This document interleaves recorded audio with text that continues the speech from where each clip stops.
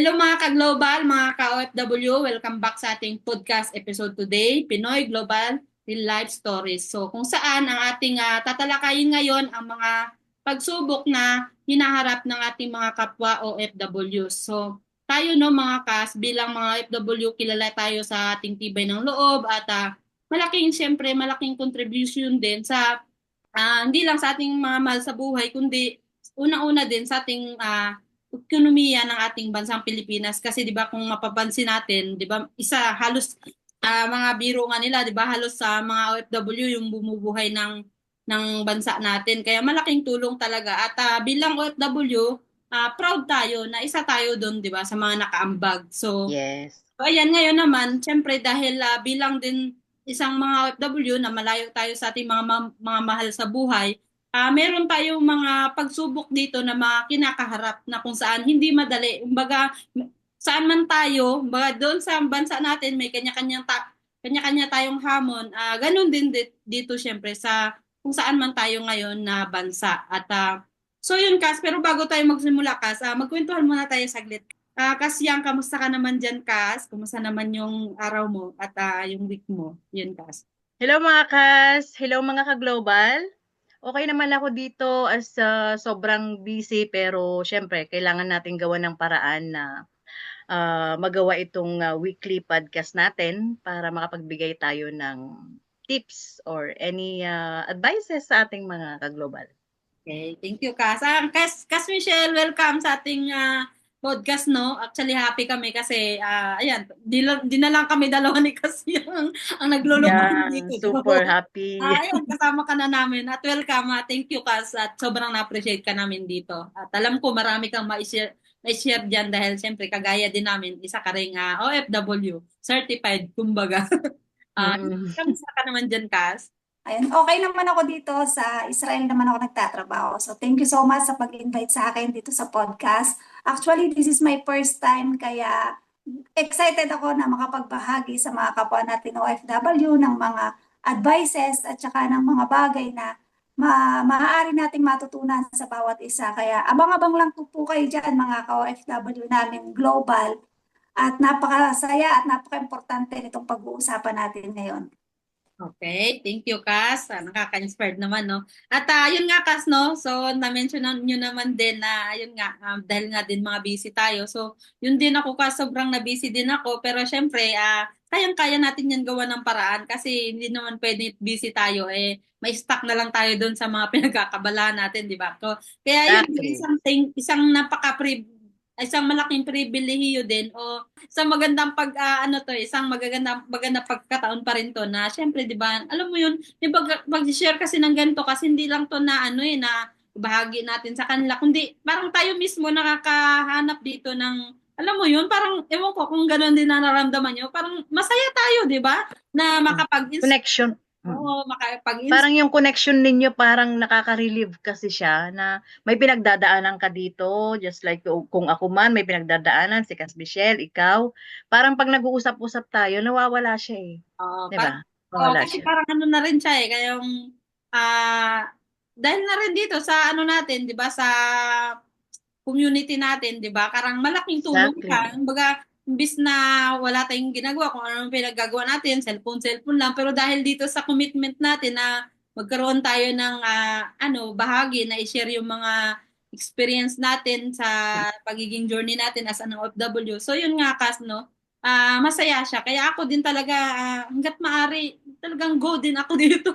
Kasi para sa akin, Gagawan mo talaga ng paraan mas willing ako kahit busy ka, i-sacrifice 'no? Mm, ko, 'di ba? Basta wag lang yung maabala yung work natin. So, exactly. yun Kas. So, syempre Kas, no, dahil nga may topic tayo ngayon, pero bago yan Kas, magpapakilala muna ako Kas, syempre. At para makilala tayo ng ating mga ka-global, mga ka-OFW. At ayun, ako nga pala si Chris, ang OFW dito sa bansang Saudi Arabia. At isa ako sa pinalad na magkaroon ng mabuting amo. At Kasyang, baka pwedeng magpakilala ka rin Kas? Yes, Cas, at ako naman si Yang Santiago, isang OFW dito sa Paris, France at isa ding entrepreneur. Wow, thank you, Cas.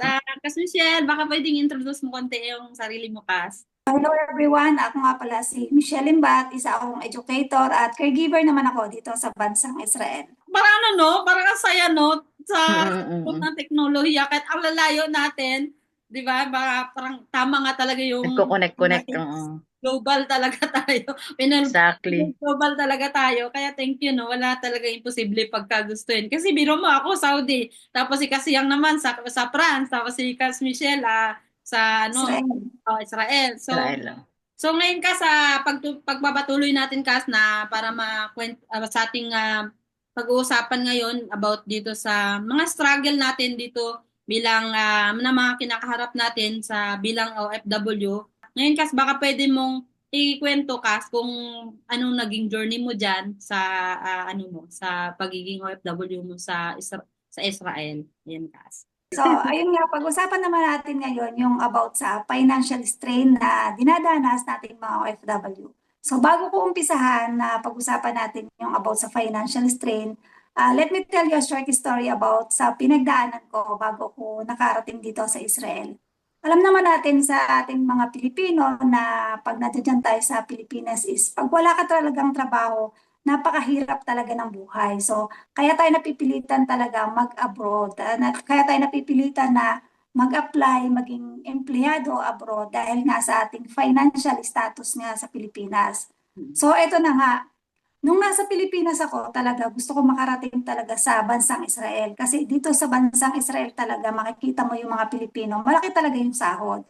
Hmm. So, nung makarating naman po ako dito, is hindi mo sasabihin na walang gastos. Siyempre, may gastos pa rin, may babayaran ka pa rin sa Pilipinas, yung mga henera mo, para makapag-apply ka, makarating ka dito sa bansang Israel. Hmm. So, yun yung naging journey ko dito. First is, nagbayad muna ako. Kumikita ako, pero nagbayad muna ako ng mga inutang ko. And then, nung medyo makatawid-tawid na, ayan, nakakapag-umpisa na nasusuportahan naman ng maayos yung pamilya. Kaya lang, ang naging struggle ko dito sa pagtatrabaho abroad is hindi, pag unang amo mo kasi, hindi ganun kalaki yung kita mo. Hindi sila susunod dun sa kontrata na nakalagay talaga. Kasi mabawasan nila yun yung ini-stay mo sa amo, yung kinakain mo, yung Mhm. kuryente, tubig na Hindi pala siya ginagamit libre mo. Kas? Hindi pala libre? Hindi Hindi, pala hindi siya libre. Hindi ah, siya libre. May amo talaga na babawasin yan kasi nasa kontrata yun eh. Parang 25% ng sahod mo is babawasin nila yung mga bagay na ginagamit mo dun sa loob ng bahay nila. So, hindi libre yung pagtira mo sa kanila kasi babawasin nila yun. And then, ang isa pa is yung weekly may day off ka. Kapag Mhm. pinag-off ka ng amo mo, hindi pwedeng hindi ka gagastos. Kasi dito sa bansang Israel, kailangan mong kumuha ng flat, kailangan mong kumuha ng boarding house. hmm. So, kailangan mo pa rin magbayad sa boarding house. Kailangan mo pa rin bumili ng ng pass Kain. mo sa bus. Kung tawagin namin ay kartis, kumbaga, para makasakay ka sa bus. So, isa Mhm. na rin yung expenses. Isa na rin expenses doon yung kakain ka weekly. Kasi nga pinag-off ka ng amo. So kahit ganun kalaki yung kinikita mo, is ang dami mo namang gagastusin Expenses. expenses para sa sarili mo, tapos kinakaltasan ka pa ng amo. So hindi rin ganun kalaki. Babagsak ka rin sa maliit, tapos ipapadala mo lahat sa Pilipinas yun. Mhm. Actually, kung minsan talaga kinakapos pa eh. Hmm. Pero para lang talaga makatawid ka, gagawa ka ng paraan. Oh, So dito kasi, nagpa-part-time di ba Kas? oh, dito kasi talaga, bawal mag part-time, bawal talaga. Pero alam Hmm. na yun ng kapwa natin na gagawa at gagawa tayo ng diskarte once na nasa abroad tayo. Kasi Exactly. kailangan natin talagang maabot eh. Yung gastos sa Pilipinas, gastos ng mga anak natin sa Pilipinas, lalo na kung meron tayong mga pinag-aaral na, lalo na kung college na.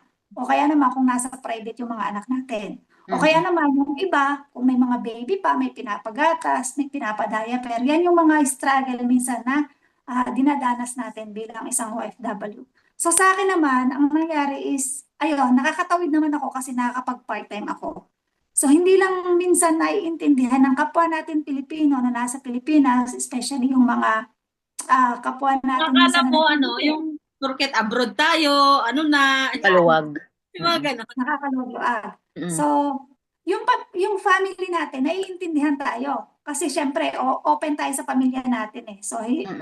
kung yung pamilya natin nakakaintindi, nakakaunawa, so may ano tayo, may pagkakaintindihan tayo both sides. Pero ang malalim na usapin kasi dito pagdating sa financial strain is yung ibang tao kung minsan sila Mm. yung hindi Nila nakakaintindi naiintindihan na sa may mga atin na expenses din tayo.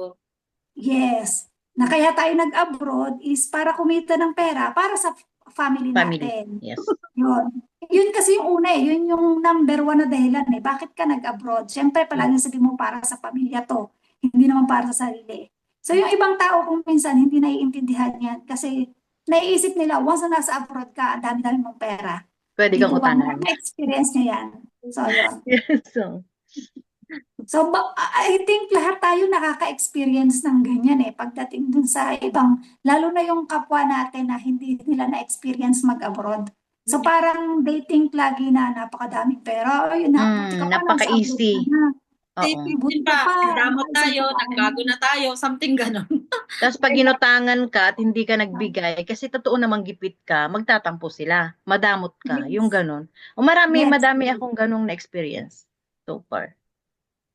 Yes, correct yun. Sa akin naman ganon, pero kagaya nga ng natututunan natin na magbigay ka lang ng kaya mong mawala sa'yo. Magpahiram ka lang ng kaya mong mawala Exactly. sa'yo.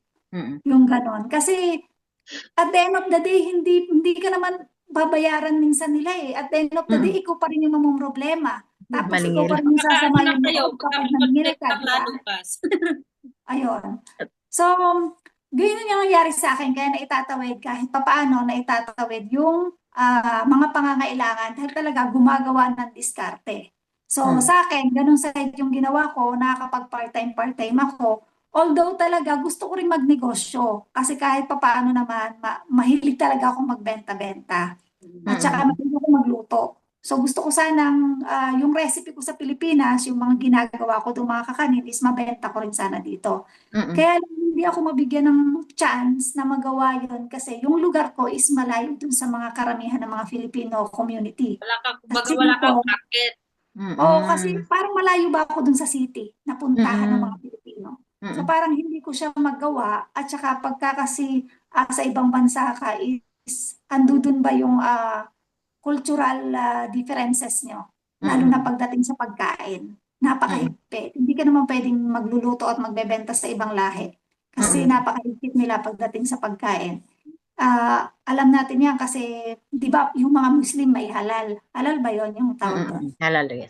Dito, may ganyan din. So, parang iba naman ang Kushare tawag. naman sa kushare Kosher. sa Israel lang. Kosher ang tawag naman dito. So, napakahirap. Hindi mo basta-basta pwede kang magluluto. Kahit nga dun sa bahay ng amo, bawal kang magluto eh.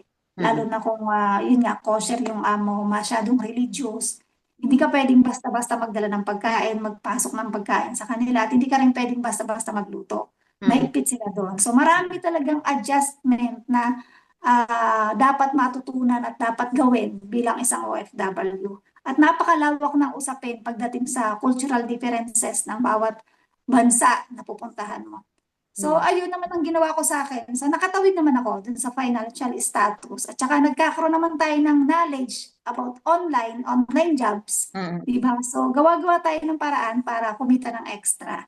So, I think lahat naman tayo, OFW, yan yung nasa isip. Hindi lang basta tayo maging empleyado sa isang amo. Lagi tayong gagawa at gagawa ng paraan. Lalo na manghihinayang tayo sa mga vacant time natin eh. Mm-mm. Kasi as a caregiver, ang dami mong oras na nakaupo lang pag nagbabantay ng alaga. So, manghihinayang ko dun sa time na po pwede mong gawin ng paraan yun eh. So, ayun yung ginagawa ko. Naghahanap ako ng mga online jobs para makadagdag financially. So, ayun naman yung sa akin. So, at least ako, naitawid ko yung bagay na problema ko financially. Sa awa ng Diyos, hanggang sa ngayon naman, okay naman. Hindi ganun kalaki ang ipon, pero at least, dire-diretso nakakagawa ng paraan. Ang Yun. importante doon ka sa nakakapag-provide ka sa pamilya mo, which is yun yung priority talaga dapat natin. At syempre, Mm-mm. ikaw din at the same time, di ba, nakakasurvive ka rin dyan na hindi yung, di ba, nagsasuffer ka, di ba, na, Yes.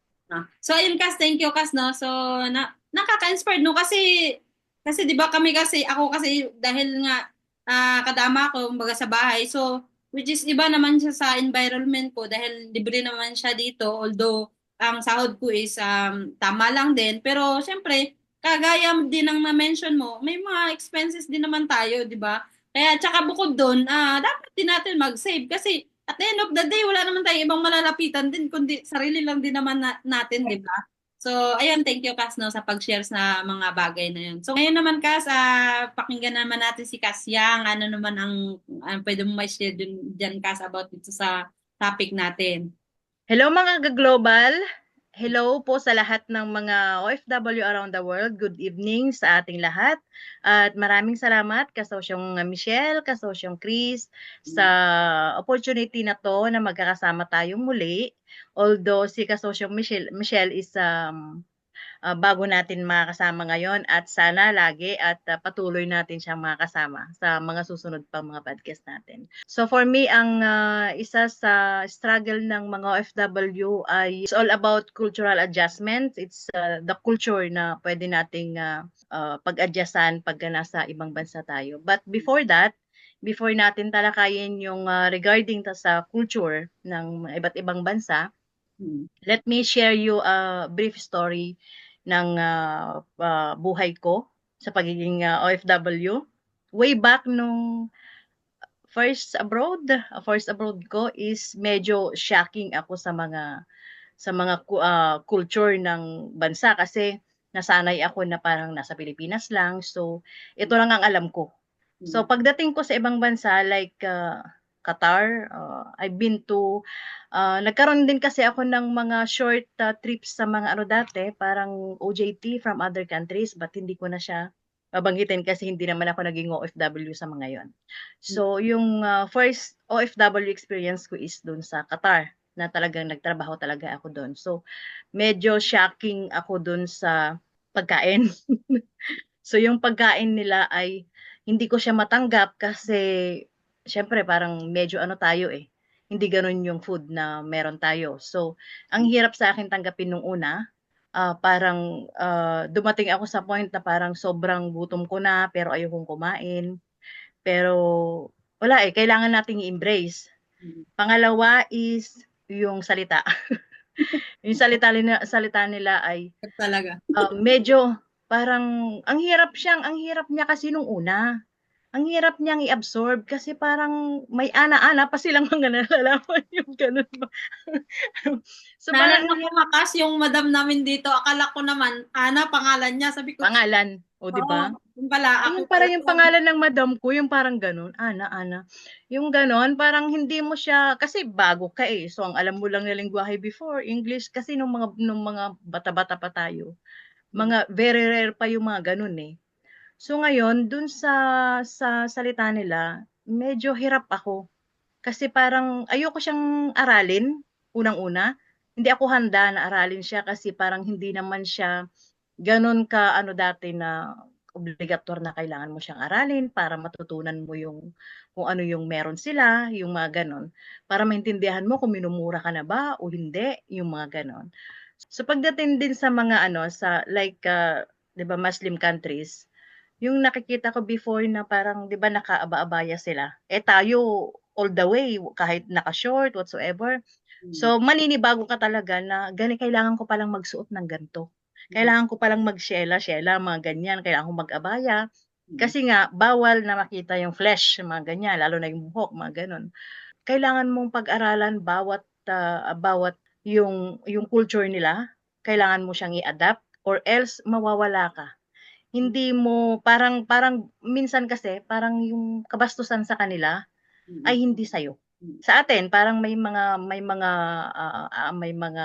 gesture tayo. Sa atin, sa kanila, hindi. May mga gesture tayo na magkabaliktad, yung parang gano'n. Iniisip nila pagka gano'n, akala nila nag-aano ka, So, yun. May mga gano'n part tayo na parang hindi natin naiintindihan. Meron nga nung time na parang akala ko mura siya pero hindi pala. Ganun lang pala sila magsalita, yung ganon. So sabi ko, kailangan ko siyang aralin. Ang hirap nang nanguhula ka, tapos nag-iisip ka ng hindi tama, kasi parang nagdududa ka lang dun sa usapan nila, pero hindi mo siya naintindihan. Yun yung isang struggle, dun sa una kong And then after that, yung kasi nung time na yun ay parang obligatoryo sa amin na mag-aral kami ng Islam, parang gano'n. So hindi ko siya matanggap kasi magkaiba eh.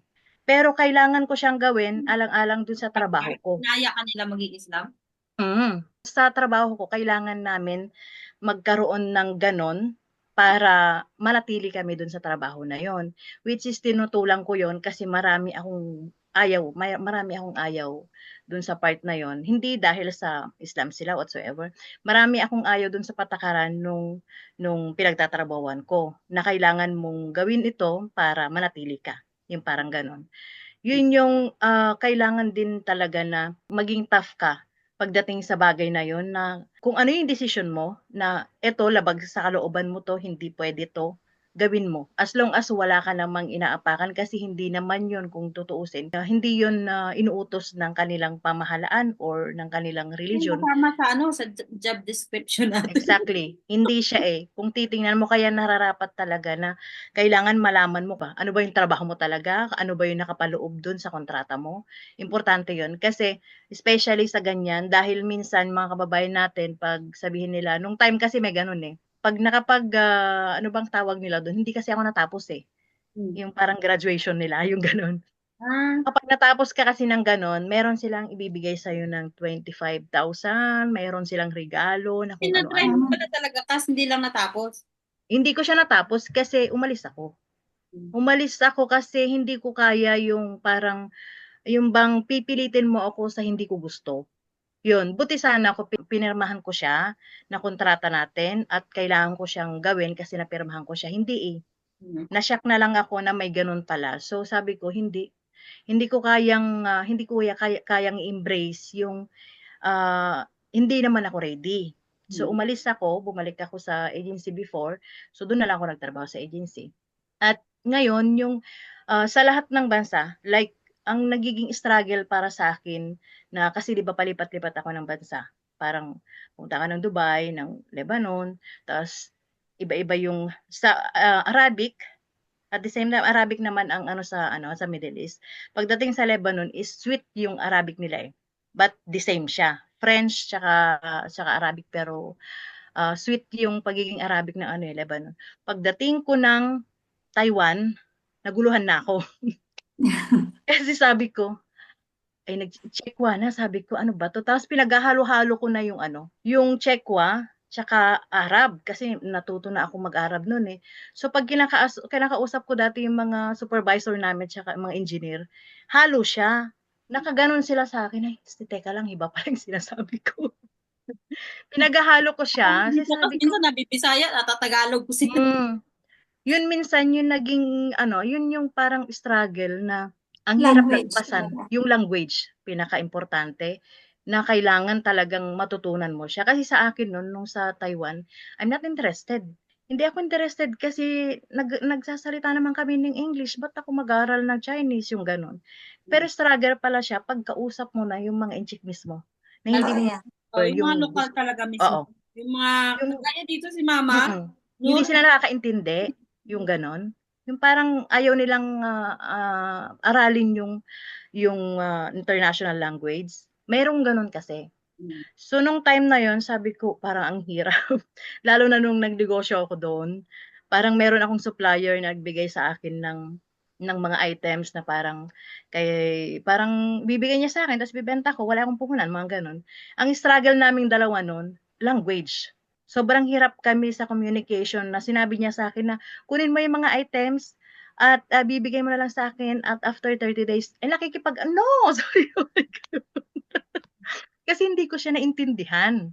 No, sabi ko, "Hindi ko kukunin kako yan."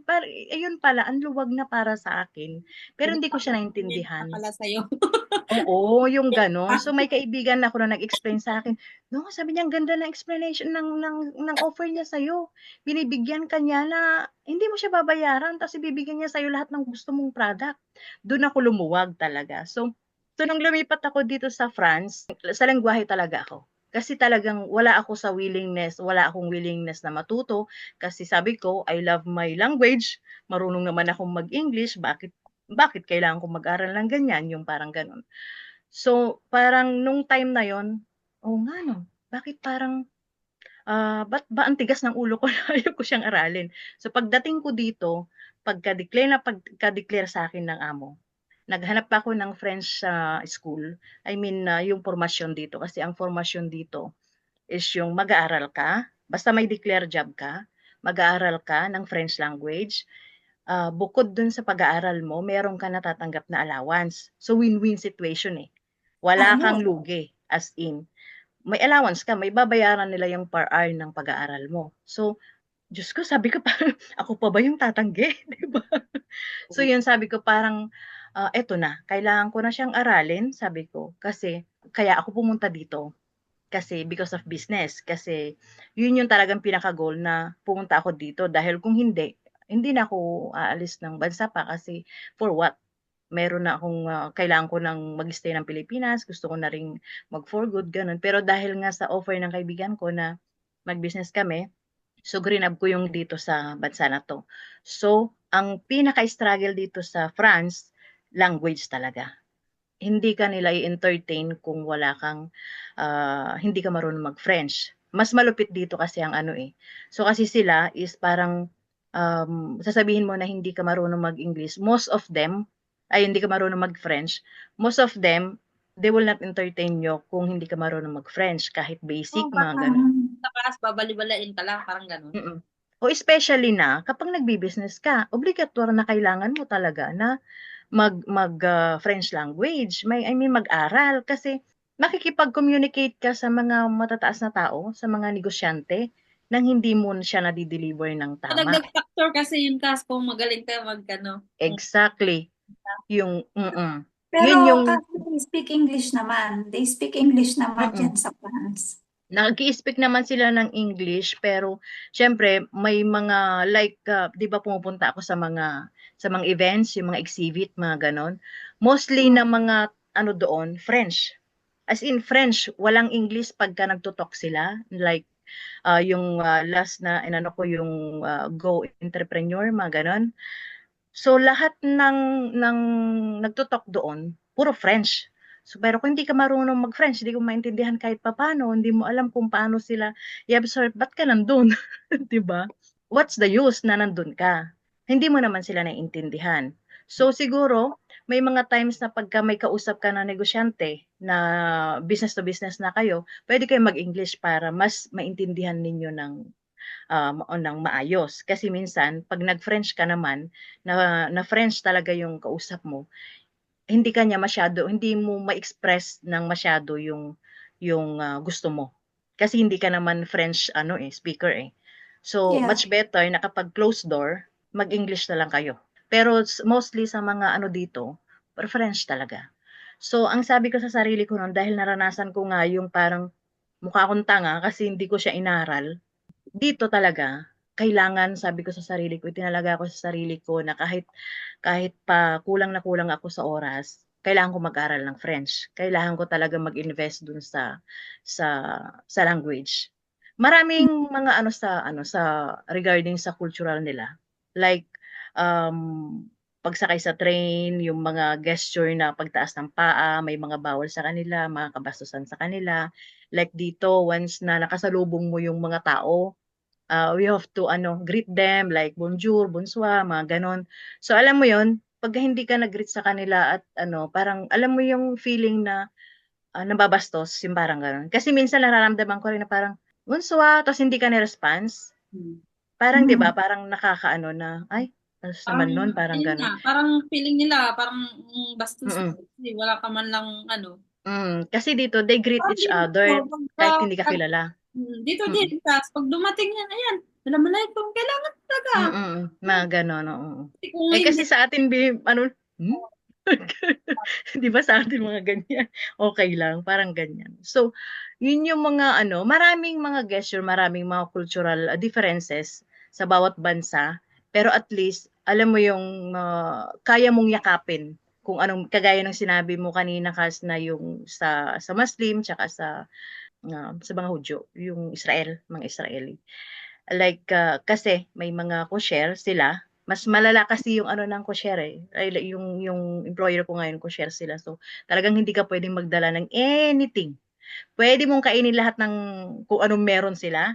pero hindi ka pwedeng magdala ng anything na pagkain sa bahay nila. Oo, totoo Pagka yan. talaga sila ay talagang Mm. devoted, yung ganon, bawal na bawal talaga. So ganun sa halal kasi is parang pwede silang kumain sa kosher, pero ang mga kosher hindi sila pwedeng kumain ng halal kasi may mga parts na parang hindi sila parang mas sobrang linis kasi ng kosher eh. Sobra, parang doble siya, parang ganon. So talagang Sobra kasi nilang sinusunod talaga kung ano yung nasa Bible nasa eh. Bible. Exactly. Sobrang Mm-mm. religious nila pagdating sa Mm-mm. pagkain, pagdating sa lahat ng bagay, sobrang religious nila. Mm. Exactly. So, kailangan mo talagang alamin yung mga ganon na differences. Kasi kung hindi, mafe-feel nila na parang, alam mo yun, parang hindi mo sila nirerespeto. Parang Mm. ganon. So, yun yung sa akin na parang pagdating dyan, kailangan nating irespeto yung bawat culture ng bansa kung nasaan tayo. Kailangan maging sensitive tayo sa kanila kung ano yung meron sila. Aralin talaga natin para i-embrace natin, i-adapt natin kung anong meron sila, para naman irespeto din nila kung ano yung meron sa atin. Kasi yun talaga yung nararapat mag-exchange tayo ng respeto sa bawat bansa na meron na kinaroroonan natin. So yun yung sa akin, Cas, regarding sa yun yung experience ko. Na-adapt mo na talaga yung kultura nila dyan. Parang okay na kasi parang parang wala ka ng hesitation Parang kasi local ka na rin dyan, Kas. parang although hindi pa naman ako gano'n katagal, pero alam mo yung 'pag pinag-aralan mo kasi yung kung ano yung meron sila, sobrang gaan para sa'yo. Yung parang nag-hesitate ka, "Ay baka bawal 'to, bawal bawal diyan," yung mga gano'n. Pero 'pag inalam mo siya, mas magaan ang buhay mo, Okay. yun. Relate din ako dyan eh, dyan sa struggle about sa language. Mm, Kasi mm. napakahirap talaga eh. Naging ano ko rin yan eh, naging katwiran ko din yan. Eh, ayoko mag-aral, marunong naman ako mag-English. Di mag-English Exactly. kayo para magkaintindihan tayo. Ayun. Pero hindi eh, kasi kapag yung mga nasa palibot mo, nagsasalita na ng Hebrew, Mm. hindi mo maintindihan. Ano rin eh, parang ang hirap Nagiging din sa parang pakiramdam feeling mo mo na 'no? hindi ka Mm. makaintindi. So, kailangan mo talagang aralin. Pero ang naging ano ko dyan sa pag-aaral talaga ng language, hindi mo kailangan isulat ng isulat eh. Kasi dati ganun ginagawa ko, kada Mm, marinig mm, ko, mm. sulat ko. Tapos nakikinig ako ng podcast, nakikinig ako sa YouTube ng mga languages nga para matuto ako. Pero baliwala yung pakikinig at pagsusulat mo kung hindi ka magsasalita. Kailangan talaga you speak. Kailangan nakikipag-usap Yan ka ang talaga. pinakaimportante. You Oo, speak kasi talaga. baliwala kahit anong aral mo kung hindi mo sinasabi. Kasi iba yung ano eh, iba yung buka, iba yung tunog, iba sa English. Tapos tayo naman Tagalog, tapos yung iba nating mga kababayan, iba-iba rin ang language. Pero pagdating talaga sa ibang bansa at aaralin mo yung language na iba talaga sa dila eh, talagang kakaibang bigkasin. Kaya talagang pinapractice talaga dapat. Lalo na sa Hebrew. Ang hirap, 'di ba, Kas? Daan. Napaka ang daming magkakatunog, tapos wala tayong sounds ng CH o kaya KH, pero sa kanila, sobrang tindi ng tunog ng CH sa kanila, Mm, tsaka yung KH sa kanila. Marami silang mga cluster words, mm, pero mm. ang hirap aralin. Pero pagka day by day na naririnig mo, day by day na sinasabi mo, matututunan at matututunan mo. Kailangan lang Totoo. talaga number one is interesado ka. Kasi kung Iyon, hindi ka interesado, kahit anong aral mo, hindi mo matututunan, hindi mahirap, papasok. Mm. hindi papasok. Kailangan may ka, may puso ka. Yan, Ilagay mo yung puso mo. totoo. So, naging struggle ko rin talaga yan. Tsaka number one talaga, pag pupunta ka sa ibang bansa at iba yung language, aaralin mo talaga unang-una. Bukod sa language, unang-una yung pagbilang eh. Kasi yun yung pinaglalaban Oo. natin dito eh. Para alam mo kung pinaglalaban mo yung pera na ipinunta mo dito. Pag di ka marunong ng number, hindi ka marunong magbilang ng pera Mm. nila, matatalo ka eh. Kaya dapat talaga aaralin mo unang-una paano magbilang. Lalo na pag So, bumili yun. ka, 'di ba parang magkano 'to? Tapos dinadaya ka na pala, hindi mo okay, ito lang yung sukli ko. Okay, sige, ilagay mo na lang ng ganun. Totoo, yan, yan. O ganyan ako So, nung una eh. Ay, ano kaya ang pera na ito? Ba't sabi ko, ang dami kong pera, yung parang ganun. Yun, yung may oo, hirap, kailangan talaga. Aralin mo talaga, napaka-importante. totoo Mm. yan. So, ayun kas, no? Tama naman talaga. Yun talaga ang pinaka unang-una natin na challenge dito, no? Yun nga, language barrier. Kasi Bukod sa ano kasi, meron kasing mga lokal din na hindi talaga sila nasanay na mag-aral ng matuto ng English kasi nasa tradition din kasi nila yan kasi na bawal sila mag-adapt ng meron pa nga dito sa Saudi Cas na which is itong amo ko. Ano talaga siya, mahirap, hindi kami talaga basta-basta magkaintindihan kasi ano siya no read, no write talaga. Kumbaga yung kapanahunan nila, yung mga babae, as in sa bahay lang, asawa lang ang role nila sa Mga buhay. bado, yung mga bado, ano ganun. Ito ngayon lang kasi sa ano natin, sa panahon natin ngayon kasi siyempre nag-ano na rin, marami na rin mga nakaka-impluwensya sa kanila. So siyempre tinatanggap na rin nila, 'di ba? Yung mga yung mga kagaya dito, may mga event na sila dito na tinatanggap which is dati hindi yan. Saka meron din mga place dito na dati as in mag-aabaya talaga lahat. Pero ngayon may mga places dito na parang na rin parang kagaya na rin ng Dubai na yung mga lokal na lang ang nag-aabaya. Mm. So, Modern na nga ngayon eh. ano, Sobrang modern na ngayon, oh. ayun nga, dahil nga Ibig sabihin, ina-adapt din nila. Mm, Same as pag-a-adapt natin sa kanila, di ba? oo, baga Vice versa. vice versa talaga. Hindi talaga pwedeng sila Ikaw lang lang. mag-adjust, tayo lang mag-adjust, which is good. Kasi siyempre, di ba, kahit paano sila din, yung government nila, nire-reach din nila, iniintindi din nila na marami Ini-introduce din nila. siguro Oo. kung isang Pilipino yan, iyaan mo yan, mag-adjust yan, kaysa naman tayong buong bansa mag-adjust para sa isang Pilipino. Ngayon, Exactly. lalo na yung Saudi, di ba, isa to sa pinakamaraming OFW na nandito. So, Mm. yun, kaya parang binibigyan na rin nila ng parang priority, di ba? So, yun. Mm. Sa Dubai, napakarami naming kaibigan na lokal. Mm. Napakagaling mag-Tagalog. Grabe. Kasi actually parang madali matutunan ng Tagalog eh. Para sa'yo, yes. Pero sa kanila, mahirap yun. Na yung pagbabasa yung salita natin, pantig-pantig lang kasi hindi kagaya sa ibang bukod sa, di ba, Sa bagay, oo. date mo lang yan sa English, halos parehas na. Di ba, Mm. pantig-pantig lang siya. Pero sa kasi, halimbawa, sa French, sulat pa lang alam mo yun, yung alphabet, parang, ano ba yun, Sakit sa ulo. nagtatumblingan. Million nga eh. Million words ang French. Kaya sabi nila pinakamahirap anuhin kasi napakarami. Pero alam mo yun, yung talagang willingness mo na matuto. Saka matuto ka talaga kasi may may budget eh. Ayan, yan pa yun. Aral tapos Sobrang, natuto alam ka na, may may allowance pa. may allowance ka pa. Ganun Hindi totoo, talagang napakaluwag nila. Alam mo yun, basta may trabaho ka, may declared job ka, yun. Kasi yun yung parang, kasama din kasi sa retreat mo yun. Pag nag-retreat ka, parang babawasin din yun eh. So, nakukuha mo lang siya ng advance. Pero So, napakaluwag, as in. at least kahit paano, 'di ba? May mga konting idea tayo, 'di ba? Na which is yun mga kapwa natin na FW ka global natin na pagka sila din pala willing silang pumunta diyan, alam nila, baba dito man din sa Saudi, alam nila kung ano yung mga basic na paghahandaan nila, ano yung mga Exactly.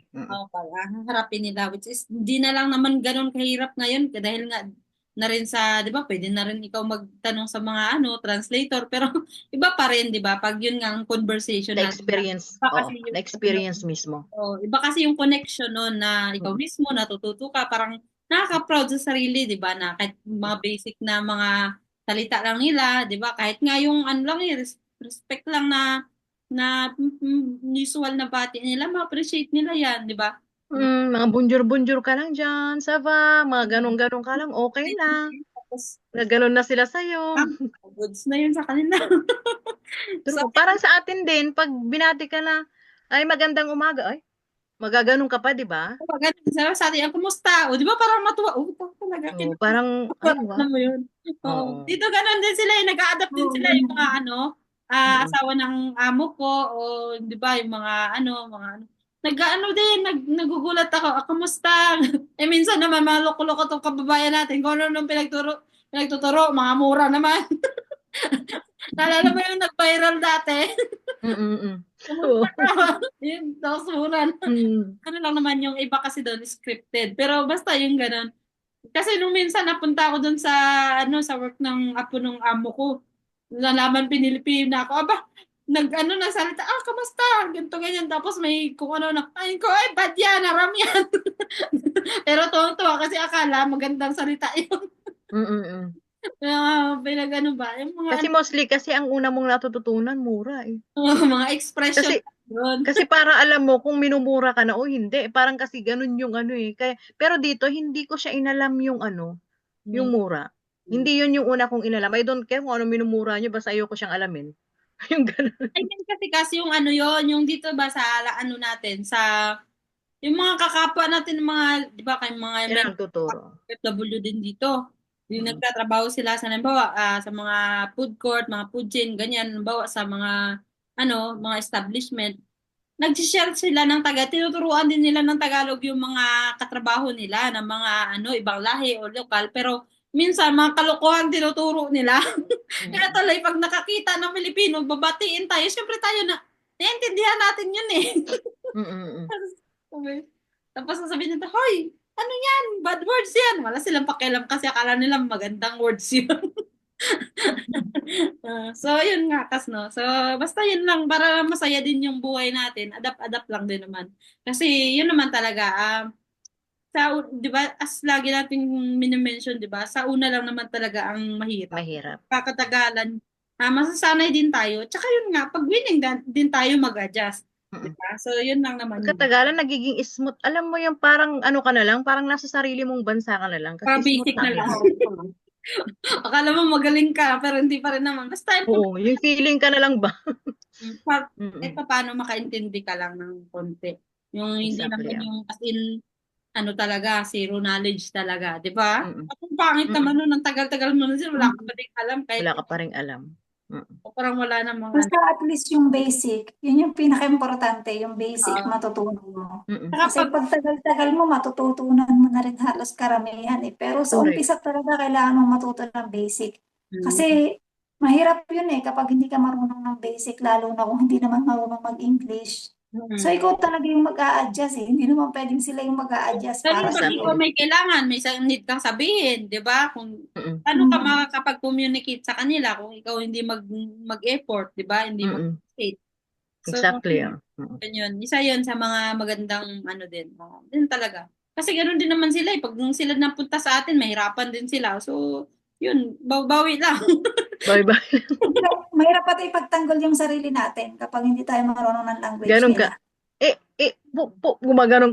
Di ba Paano nga naman ba sabihin na yung, dati? ay, na-hold up ako yung ganon?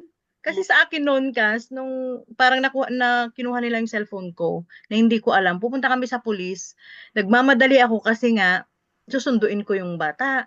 So sabi ko, hindi ko masusundo, mawawala na ako yung trabaho ko nito.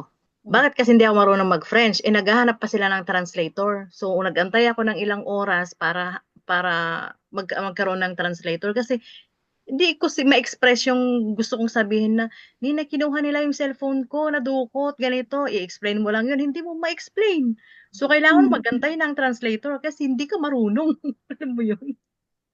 Nadanasan ko yan. Ang sa akin naman, yung kukulangan ka ng sahod dito sa uli kong trabaho, minsan magko-compute, kulang yung ibibigay na sahod. Ang nagiging struggle ko, hindi ko mapaliwanag na, teka, pakinggan mo din naman ako, Oo. napakinggan na kita, pakinggan mo rin ako. Kaya lang, ang ginagawa ko na lang, teka lang ha, sabihin ko dun sa alaga ko, wait lang ha, kuha ko si cellphone ko, translator, Translator. ako doon. Tapos, ipaparinig ko na lang sa kanya, yan yung gusto kong sabihin sa iyo. So, ayun. Pero Ganun din. mahirap din, kailangan talaga marunong kang Mm-mm. magsalita para mapagtanggol mo yung rights mo. Mm-mm. Buti nga ngayon at may translator na inong araw. Wala yan As in, pipi ka talaga. As Advantage na in, rin talaga. alam mo yung cellphone namin nung araw is yung ano ba yun? Yung Yeah. maliit. Yung 8210 yata yun. Na Nokia nga. itinatago-tago namin sa ano kasi bawal siya na naka-open pag nasa sasakyan kasi magba-vibrate siya pag may ganun. Alam ko na yung mga ganun dati kasi bawal nga siya. Kino-confiscate eh. Ay, sobrang hirap. Kaya kailangan mo talagang aralin para alam mo din kung ano yung mga, alam mo yun, pareho naman kasi sa Para atin at saka sa kanila. para hindi rin tayo syempre mapahamak. Kasi yung sabi nga, 'di ba, yung pagiging ignorante, nakakapahamak na din talaga yan, eh.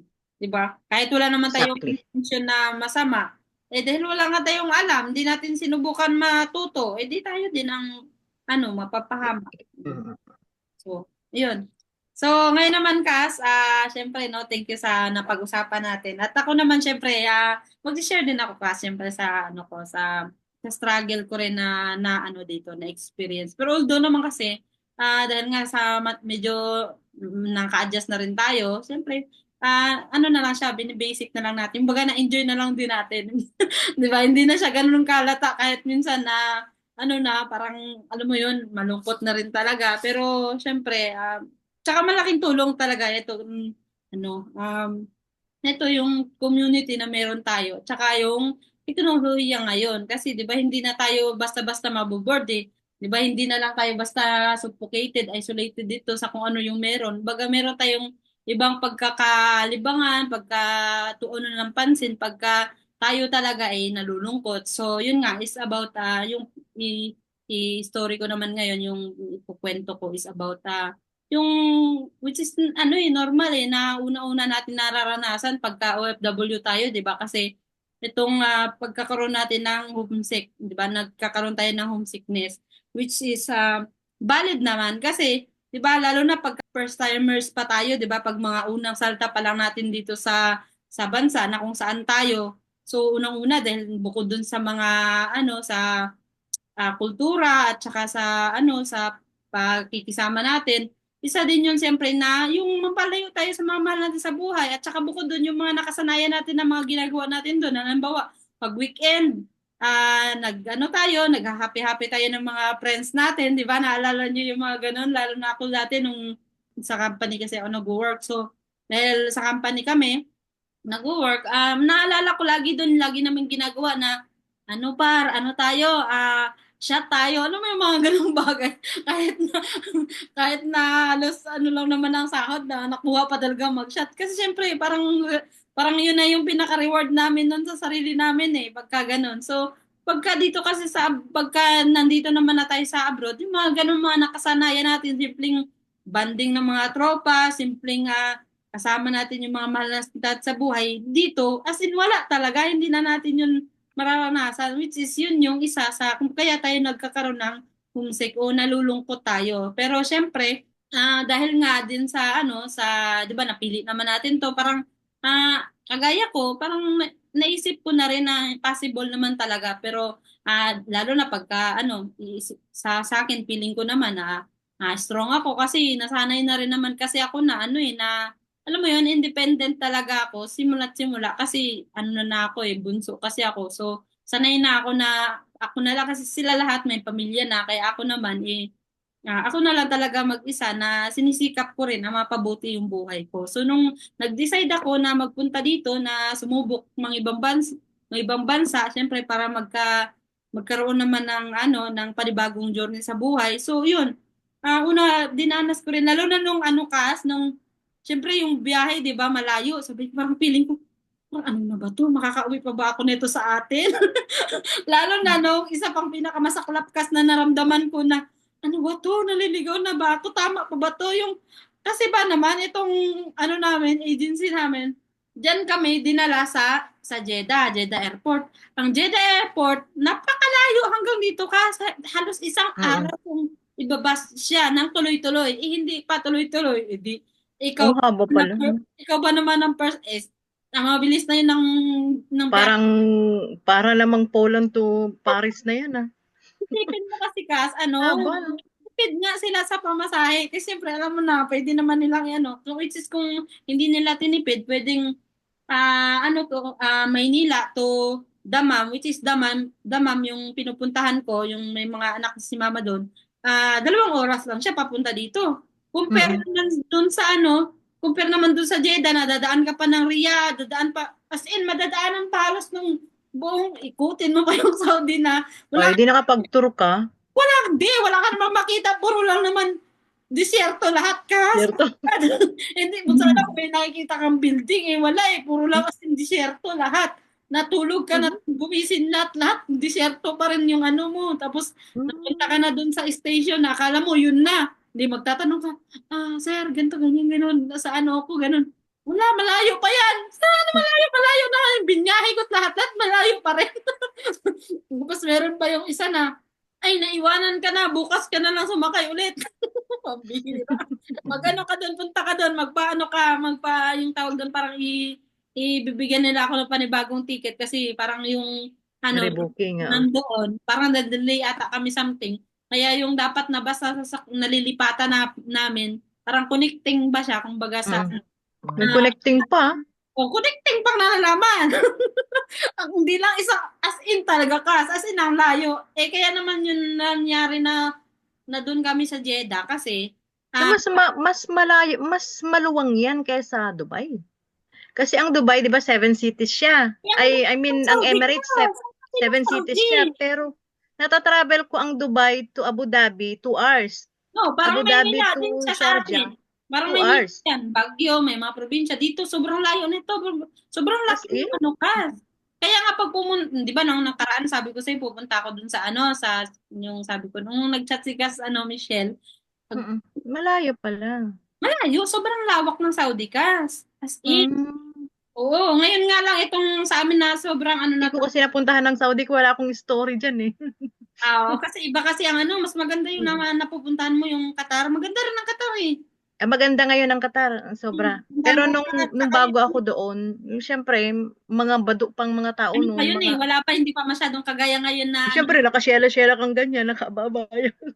dito Mga naman. pa noon, hindi pa masyadong modern. Actually nga sa Riyadh at saka dito dun sa Khobar, meron na rin, tsaka sa Jeddah. May mga ano na doon, may mga mall na doon na okay lang kahit hindi ka magabaya.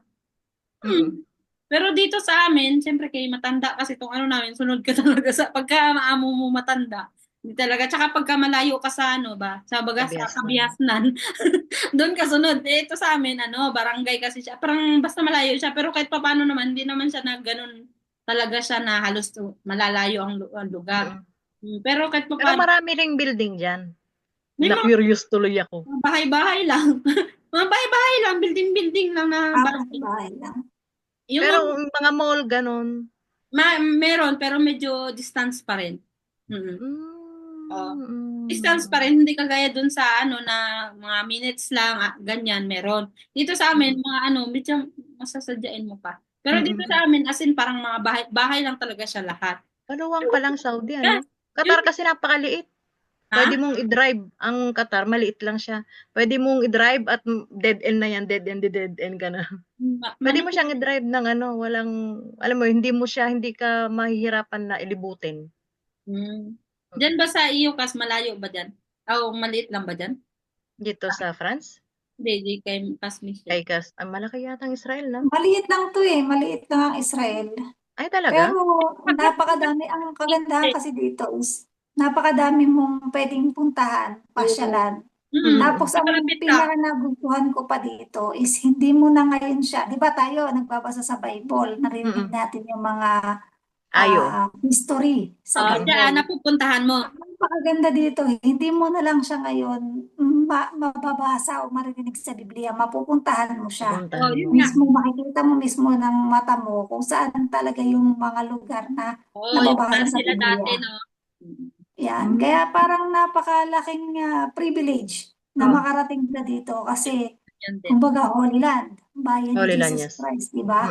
Dito pinanganak si Jesus Christ. Kaya para talagang ando dun mararamdaman mo talaga yung holiness pag nandito ka sa Israel. So kahit pa may mga pinagdadaanan ngayon dito na alam naman natin lahat yan na may mga gera na ganyan, is alam mo, pakiramdam mo talaga sa sarili mo na ligtas ka parang safe ka kasi bayan ng Diyos Kasi yung Jesus Christ, Kas. Nandyan yung provision ni Jesus Christ. Kahit na kaliwat kanan ng dyan, ang kaaway nila dyan, na ililigtas yan ni Jesus Christ. Kaya nga, yun. Kaya, okay, dito kahit kahit pa sabihin mo maliit lang ang Israel is talagang mararamdaman mo pa rin yung peace. Payapa ka dito. Huwag lang dun talaga sa lugar na may tension. Kasi pero malilibot mo rin siya. Malilibot mo siya ng ilang araw. Kasi alam mo may vlogger dyan kasi na nag-iikot dyan si Benjamin ba yun? Si Benjamin, si Benji ba? Yung vlogger, nag-iikot dyan, iniikot niya, nga lang siya, naka-scooter lang. Hindi ko kilala yun. Pero marami dito, ang dami dito, napakadaming vlogger dito. Ganyan. Siyempre kasama ka Kasi na. talagang parang ano na nila yun na syempre nakarating ka dito sa Israel, lalo pag may mga trip. Ang trip kasi dito tuwing Friday, Saturday, day off ng mga caregiver at saka ng mga hotel worker. Hmm, Ang mga Pilipino kasi dito, ang trabaho lang, caregiver o kaya naman hotel worker. nga. Pero may mga Hmm. Pilipino dito na matatagal na, which is yung iba nakapang-asawa ng taga dito, yung iba naman talaga matatagal na dito. May mga negosyo na sila dito. May Hmm. mga tindahan sila dito. Basta marami silang mga negosyo natin dito, yung mga ibang mga Pilipino Marami nga dito. dyan. Kasi nakikita ko nga sa vlog nun. Di ba parang may ano dun galaan na puro Pinoy din. Tapos Mm. nagbebenta, nag-ano. Mm. Galing nga eh. Oh, ang dami dito. Kabi-kabila nga dito yung mga Filipino store, Filipino shop. Mm. Tsaka para ka din nga sa Pilipinas, yung may mga restaurant dito ng mga Pilipino lang. So kung ano Mm. yung gusto mong matikmang Filipino food is matitikman mo din dito. Kanina nga lang May naghalo-halo kami. meron ding citizenship diyan ng Pinoy? Wala. Yung Hmm. dating-dati daw, parang inabot sila. Pero wala na ngayon ganun. Tapos Pero ang may ano, mga citizen na rin, pero yung mga inabot, may citizen na diyan mga Pinoy ganun. meron Mga mga dati may. pa. Pero ngayon wala na. Pero ngayon wala na. Kaya Hmm. yung ginagawa ngayon ng iba, pagka medyo matagal na sila dito sa Israel at nakapag-ipon-ipon na ng pera, tumatawid sila dyan sa France o kaya naman sa US, sa Canada, para madala Kaya sa pala para madala nila yung family nila. family. Oo. Oh, Ganun yung Wala pala. ginagawa. No. di, ano pa rin kasi talaga no, may restriction pa rin talaga. Siguro nag-ano sila, nag-ano sila siguro nag-avoid sila siguro na malumaki yung Yung crowded. Oo. kasi iba ang ano iba ang pangangalaga ng mga lokal kaysa sa mga dayo eh. Wala alam mo Mm. yung balita doon sa Canada dati na parang naging ang daming mga tambay doon sa iskinita ng mga taga ibang lahi, mga ano. Mm. Dito, grabe, crowded dito. Kasi nga 'di ba, parang pagka kasama ka sa sa United Nation, I mean, you are part, so wala kang karapatang tumanggi sa mga refugees kung sakali man na magkaroon ng so Oh, tanggapin mo sila at wala ka ring karapatan na itaboy sila oh, kasi they have the right. yan. Yun yung nangiging So, itutuloy ko yung kwento ko kakas, no? So, yun nga, yun yung pinaka first time kong naramdaman na alam mo yun, na alam mo, nasa malayo ka na. First time, actually, first time kong, mag-airplane, sumakay na airplane. Tapos sa ibang bansa pa papunta, no? Hindi pa dun sa, First time mo ba yan, Kas? First time mo mag-abroad? hindi ba halata kas? Hindi ba halata kas? Hindi, para kasi sanay ka na Oh, di eh. ba? At Parang least, akala ko nga ikaw na yung buhosing dyan parang eh. bahay ko na nga to, no? Oo. parang sarili niya eh. Oh, di ba? Which is dati takot na takot ako. Oo. So, yun nga, as in, kinabahan ako kasi parang ang layo ko na, napalayo ko na. As in, ramdam ko na yung milyang layo. Ano mo yung, di ba, sabi nga na, million miles yung layo natin, di ba, sa bansa natin. Yun yung naramdaman ko noon na, oh my God, ito na talaga to, lumayo na talaga ako sa bansa natin, mga sa pamilya ko. Sabi ko, nisip ko, makakauwi pa ba ako nito? Hindi ko alam kung ano mararamdaman ko kasi 'di ba paano na rin ako pa-exit. So yun, sabi ko as in ang kaba ko nun talaga as in hindi ko maintindihan ako. Ang maganda lang noon dito kasi 'di ba nag-bus kami, nag-bus ako.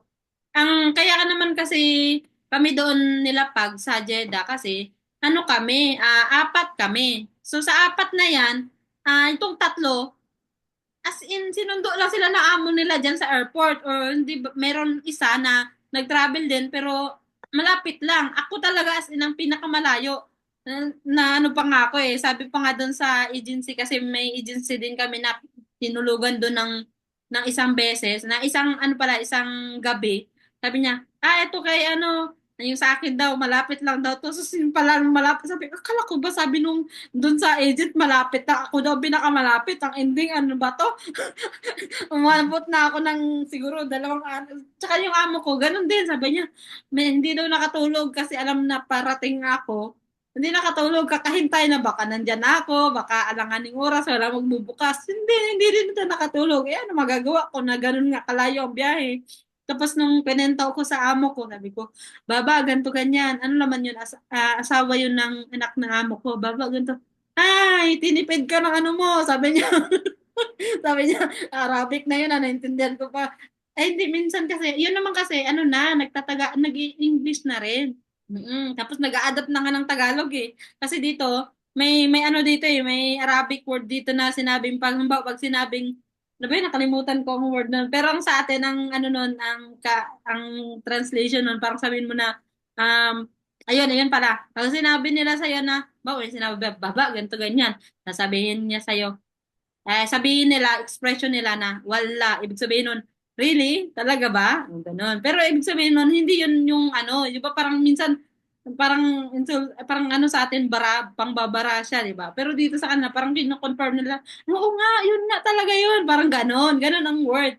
Tapos sabi ko, baba, ganito, ganyan, ganyan. Oo, ganyan. Sabi niya, talaga? Parang nainis ako, talaga, ano to? Kung ano ka, yung diskumpiyado ka ng kwento ko, parang ganun ang dating sa akin. Pero sa kanila noon, ganun lang, ano lang talaga yon. Parang na ano lang siya kasi marami din kasing mga Pilipino na ano naging ka-work nila. Kaya nakaka-adapt-adapt na rin. So, yun nga, nakwento ko sa kanya, sabi niya na tinipid nga daw ako ng agency ko. Sabi ko, ano lang to, siguro malapit lang kasi 100 plus lang ang yung pamasahe. So, siyempre, sa kanila, malaki na pala yon. Kasi di ba magkano lang naman dito, tinapay nga, ganito, ganyan. So, yung bus pa yon. So, ibig sabihin, mahal na yun. Kasi 100 plus eh. Liban lang pag sa mga, sa mga, bawa, mga service, halimbawa, mga taxi, ganun, siyempre, mahal yung pamasahe. Eh, yun, bus, baga, ano na yun eh. Pinaka, ano na yun, ano ba yan? Pinakamura na ano yun, na pang-travel nila. So, transportation, parang ganun. So, ayun, yun yung pinaka first time ko naramdaman na, parang na-homesick talaga ako. As in, noon talaga hindi ko alam kung iiyak ba ako o ano, something ganun. So, ayun no, so hanggang sa nakarating na ako dito, tapos, ayun nga, yung sabi ko nga na una kong na-meet, kasi pagdating ko dito, wala yung amo ko, nandun siya sa, ano naman, nagkataon naman na pumasyal siya sa kapatid niya, kaya natulog ako dito ay hapon yata, tapos gabi na siya dumating. Tapos ang na-meet ko doon is magluluto dito sa bahay kasi ano yun, Ramadan. Eh ngayon, itong si Madam, ang pangalan nun pala, Amal. Tapos sabi niya, ano daw pangalan ko? Sabi ko, ako nga si ganito ganyan. Sabi naman niya, Ana, Madam Amal. So akala ko naman si Ana siya. Sabi niya, sabi nung apo niya, sino daw una kong na-meet dito? Sabi ko, si Madam Ana. Sabi niya, sino Madam Ana? There's no Ana here. Wala daw Ana doon. Si asawa ni Papa. Ibig sabihin nun, I am. Sabi niya, ay, ganun ba yun? Kasi Madam Amal, pangalan nun. Kaya sabi niya, Ana, Madam Amal. Sabi ko, ay, malay ko dun sa Amal na yun. Ang alam ko lang, Ana. Kaya alam natin, Ana, pangalan yun eh. Yung pala, I am, ako. Ako nga pala si Chris. Ako nga, ganon. Baka something ganon. So, yun. Experience, di ba? Ay, ano ba yan? Scam ako dun, Sabay ganon. Oo. So, yun, so far naman nawala naman pagdating ko dito kasi naramdaman ko naman kaagad na feel at home ako. Kumbaga yung worries ko nung nasa travel ako, na akala ko kasi naramdaman ko talaga yun, 'di ba? Hindi yun yung first time ko naramdaman na parang napalayo na talaga ako sa pamilya ko eh. So yun nung nandito naman parang nakomportable ako kaagad yung kasi nga mabait sila kas. Yun, 'di ba? Sabi ko nga sa lagi kong sinasabi na isa ako, 'di ba? Dahil hindi naman lahat talaga ng mga kababayan natin o mga global natin na kakatagpo ng mga pinapalad ba na magkaroon ng maayos na trabaho, tinatrato ng maayos, yung mga ganun. Ito yun, is yung isa sa blessing na ano ko dito na pinapasalamatan ko na kahit papano is ayan, 'di ba, nakakakilos ako ng maayos, dahil nga mababait sila.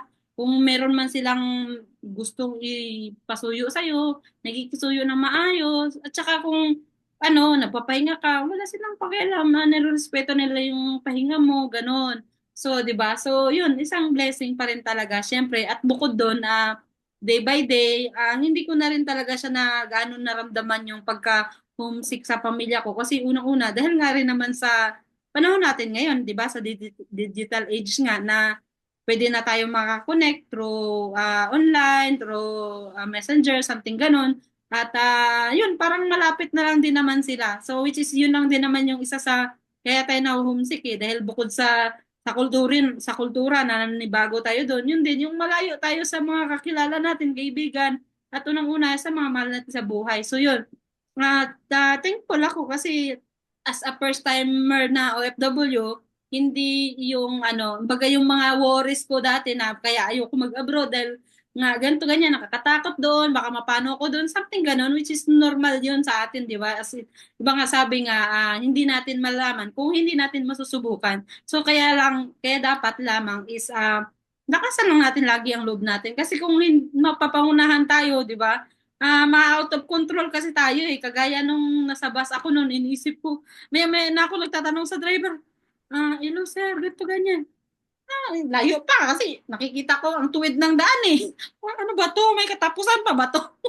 Kasi parang ang haba pa ng lalakbayin na ba to? Natulog-tulog na lang ako. Ganyan. Eh, mabuti pa nun. Ang pa nun ka, struggle pa nun. Kasi nga, wala naman akong kapera-pera. Kasi di ba, bagong salta nga dito. Buti na lang dun sa pinag-bus stop over namin, nilalakasan ko loob ko. Kasi hindi pwedeng mawala ako sa focus eh. Sabi ko, hello sir, pwede bang makitawag ako na ipa-inform dun sa amo ko? Kasi may number naman ako kahit paano eh na yan, nandito na ako, parating na ako, na ganyan. Kumbaga, nasa biyahe na ba? Parang konting update lang. Basta kung saan ako, nakikisuyo ako na, sir, pwede bang tawagan mo to? Nasabihin mo, nandito na ako. Tapos, yan, siyempre, konting conversational. Sige, ganitong bagay. Yan. Siyempre, maintindihan nila yan kasi kahit pa paano mababait din talaga sila Kas. And likas din eh. Yun din. Kasi, siyempre, hindi naman natin, meron din naman kasing iba na mapagtanungan. Pero siyempre, nasa atin yun kung ito maayos ba. Baga nasa atin din, 'di ba, minsan nakakaradar din tayo na parang safe to tanungan na, parang maayos to kausap, 'di ba? Parang ganon. So, yun, alam mong ginawa noon, bukod sa tinawagan ako, sige, kunik ang wifi. Yun, nakatawag na ako dun sa ko, naka-update, ganito, ganyan.